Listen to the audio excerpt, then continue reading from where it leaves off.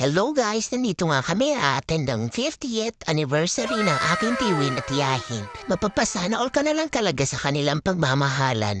Nakapaka-bless talaga sila ni kay Lord dahil umabot sila sa ganitong taong.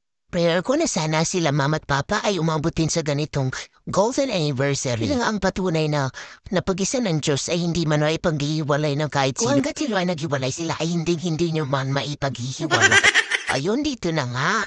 Ang hinihintay ng lahat na hindi man nila ito naranasan noong unang panahon dahil basta lang daw ikasal, ngayon ay paparanasan natin ang mga kasalang ngayong uso. Exciting ang magaganap na magsusubuan silang dalawa kung sino daw ang pinakamalaking nasubo. Ganun din daw ang pagmamahal na ibinibigay niya sa kanyang asawa. Ibang sweet nila, tanon daw hindi daw nila ito naranasan. Ang unang panahon ay mga simple kasalan lang na pupunta sa simbahan at magpapakain sa mga bisita.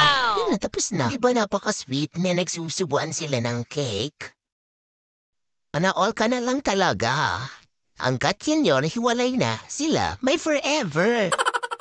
And dito naman tayo ngayon sa unboxing of gifts. Pinubuksan na nga nila ang kanilang regalo na galing sa kanilang pamangkin. Hulaan niyo kung anong laman ito.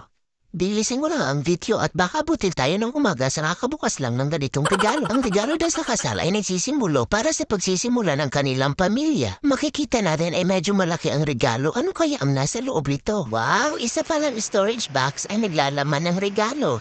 Naway, mapuno ito ng inyong mga blessing. Ang ma-celebrate lang ng golden anniversary ay sobrang blessings na para sa kanila.